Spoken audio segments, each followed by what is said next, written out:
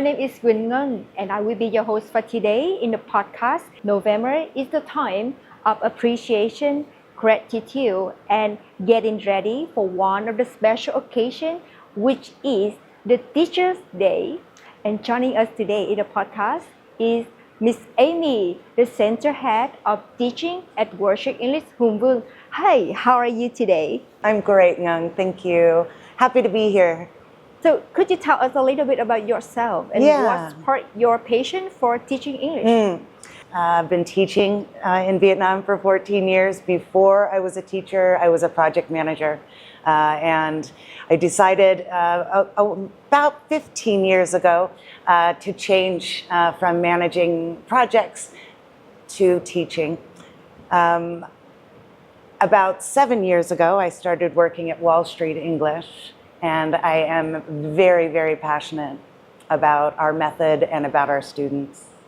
Okay, so why did you make a decision to switch from project manager to be a teacher? Good question. So I had done some training in my career as a project manager, and I really enjoyed helping people to achieve their goals, helping people to find the best in themselves.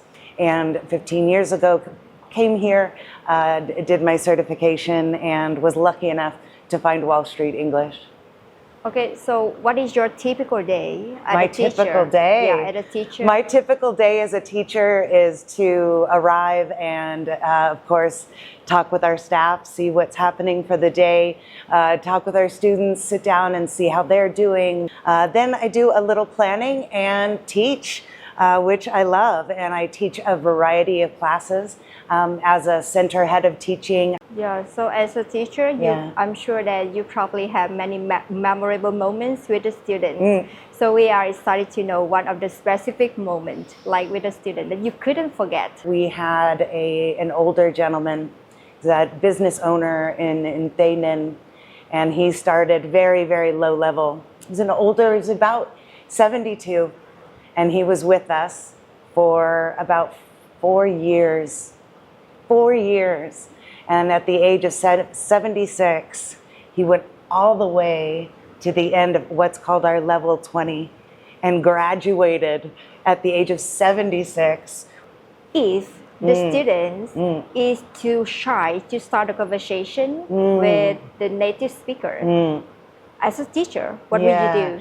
I'm not going to ask that person to get up immediately and present, but to give them time to get used to how we do things here and to help them understand what we do and how we do it. So sometimes a few days, a few classes to adjust, and then bring them in slowly to build their confidence again day by day. You have exposure to many different teachers, many different countries. You don't know what teacher you're going to get, so it's a natural way of building confidence. What have you learned from the students in your occupation?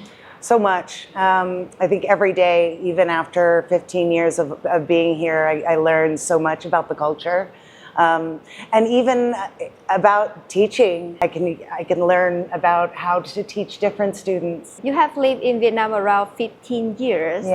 Yeah, so when you come to Vietnam and when you teach English for the Vietnamese learner, I would like to know how can you adjust your teaching style to fit their needs and the culture? Because I'm sure that the Asian culture is totally different from your country. Yes. But what I did learn in the first few years, or what I found in myself and what I found that I could help is with the pronunciation and with understanding how the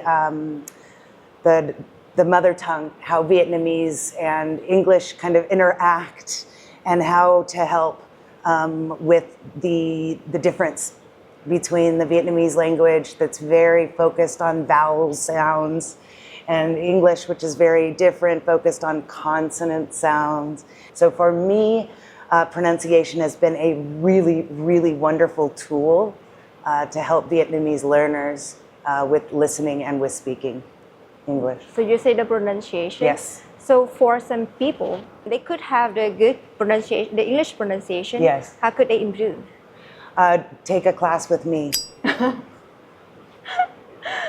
Sure. I think that really is coming, of course, to Wall Street because you're speaking and you're listening. You're speaking and you're listening, and that's the key.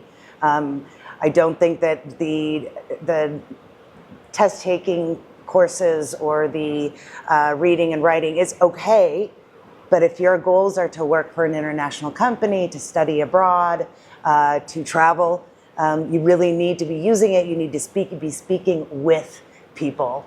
And I think, again, you can do it online, but being in a natural environment really challenges you to exercise that muscle rather than it being kind of memorizing. Mm-hmm. You know, our really, really hardworking students come and say, Amie, I want to be perfect. And I say, no, be imperfect, please. Imperfect is perfect, right? You know? So that's a really, really important lesson in the first few months at Wall Street is please, please, please come and make mistakes. Let's make mistakes together. And that's the way, that's the path to success. Yeah, I see. And I also realized that we also can learn from our mistake. Mm-hmm. Yeah, and also learning is also the journey. Yeah, exactly. It's a long journey. Exactly. And good things take time. Yeah. I see. Okay, so thank you so much for your sharing. And I'm really impressed how dedicated you are and how you keep motivated in your teaching occupation. And I'm really impressed with your answer, how inspired you as a teacher. And you say students. And on behalf of the students, especially the worship English student, I would like to say thank you and very appreciation to the dedication of not only you, but also the worship English teacher who have our student can achieve our goal. Happy Teacher Day! Thank you! Thank you so much for watching to the end of the podcast today. I hope that the sharing from Miss Amie will inspire all of you to conquer the English journey. And please stay motivated because the learning is a journey. And last but not least, see you again in the next episode.